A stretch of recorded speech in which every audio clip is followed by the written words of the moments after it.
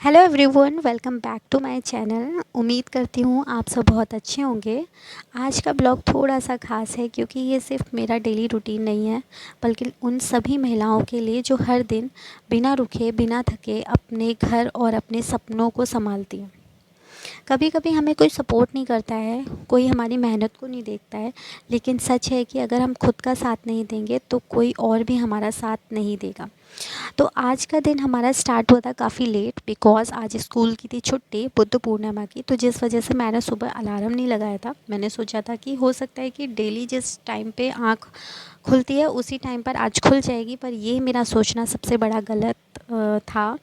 तो मेरी आँख खुली थी लगभग 6:30 बजे, और 6:30 बजे उठने के बाद कल आई थी आंधी बहुत तेज़, जिसकी वजह से घर बहुत ज़्यादा गंदा हो गया था। आसपास जो है पेड़ वगैरह हैं, और अभी भूसा भी आया हुआ है तो उसकी गर्द, तो सारा घर इतना ज़्यादा गंदा हो गया तो सब में झाड़ू लगाने में ही मुझे लगभग सुबह 1 घंटा लग गया था प्रॉपर। उसके बाद मैंने बहुत अच्छे से सब में पोछा लगाया। दूसरी तरफ मैं नाश्ता वगैरह भी प्रिपेयर कर रही थी, और सारी चीज़ें देखो, जॉइंट फैमिली रहते हुए भी, सब कोई रहते हुए सब कुछ खुद ही करना होता है एक्चुअली। जब मैं यहाँ स्कूल से जितना मैं करके जाती हूँ ना, जितना अगर मैं जल्दी जल्दी में अगर मैं एक बर्तन भी अगर छोड़ गई या अपना चाय का जो पैन है उसे छोड़ के गई हूँ, और जब मैं आके देखती हूँ ना, वैसे जॉइंट फैमिली है, आके देखती हूँ तो वो वैसे क्या वैसा ही पड़ा रहता है। तो मैं इस चीज़ की तो उम्मीद मैं किसी से नहीं करती हूँ यहाँ रहते हुए कि कोई मुझे सपोर्ट करेगा। बस इस चीज़ में ही सपोर्ट कर देते हैं ये लोग कि मेरे पीछे मेरी बेटी को रख लेते हैं, वही मेरे लिए बहुत बहुत कहते हैं बहुत बड़ी चीज़ है। तो ठीक है, जैसा चल रहा है अभी तक वैसा ही चलता रहे आगे। इसी वजह से मुझे कभी कभी ऐसा लगता है कि मैं अगर कभी गिर भी जाती हूँ उन सब चीज़ों को देखकर, गिरने का मीन्स कभी कभी डिमोटिवेट हो जाती हूँ या मुझे बहुत बुरा सा फील होता है यहाँ रहते हुए भी।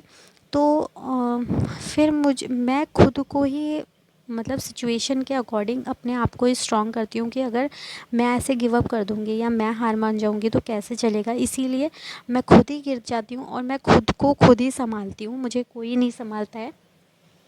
ये है बस मेरी एक आध फ्रेंड्स हैं जिनके थ्रू मैं कॉल वगैरह पे बात कर लेती हूँ, तो उन्हें मेरी सारी सिचुएशन पता है, तो वो मुझे हमेशा मोटिवेट करती हैं। तो वैसे तो मुझे लगता है कि दुनिया में बहुत कम ही लोग होते हैं जो आपके दुख तकलीफ़ को समझते हैं, पर ईश्वर किसी न किसी एक आध बंदे को आपके लिए भेजता है कि जो आपको समझे। तो ठीक है, ये सब तो लाइफ के पार्ट्स हैं, ये सब चलते ही रहेंगे। तो यहाँ पे ना सारे काम वगैरह जो भी थे उनमें करने में मुझे बहुत ज़्यादा टाइम लग गया था एक्चुअली। आज दो दो टाइम पहले नाश्ता बनाया था, नाश्ते में मैक्रोनी वगैरह बनाई, उसके बाद बाकी के काम कंप्लीट किए, जैसे पूजा की, आज सफाई की थी अच्छे से, सारी चीज़ें ठीक से की थी क्योंकि बहुत ज़्यादा डस्ट हो गई थी और घर बहुत ज़्यादा गंदा हो गया था। अभी तो मेरा किचन भी बहुत गंदा लग रहा है मुझे तो, बट मैंने वॉलपेपर ऑर्डर किया है।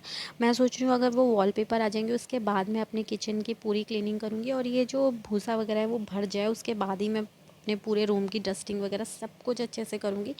एक्चुअली जब मेरा समर वेकेशन होगा तो मुझे लगता है मेरा समर वेकेशन केवल और केवल सफाई में ही जाएगा, क्योंकि मैं मायके तो जाती ही नहीं हूँ ना, इसीलिए मेरा समर वेकेशन इसी में निकलेगा। और बाकी राधा रानी की मर्ज़ी, वो मुझे कहाँ भेजेंगी कहाँ नहीं, वो सब आप मेरी वीडियो में बने रहेंगे तो आपको पता चल जाएगा। तो दोपहर का खाना वगैरह कंप्लीट करने के बाद ना मैं थोड़ी देर सोई थी, तो उन्नति थोड़ी देर पहले मुझसे सोई होगी, 1 घंटे पहले। तो जब मैं सोई तो मेरी थोड़ी सी अच्छी वाली मीठी वाली नींद आई होगी, तब तक उन्नति ने मुझे फिर से जगा दिया।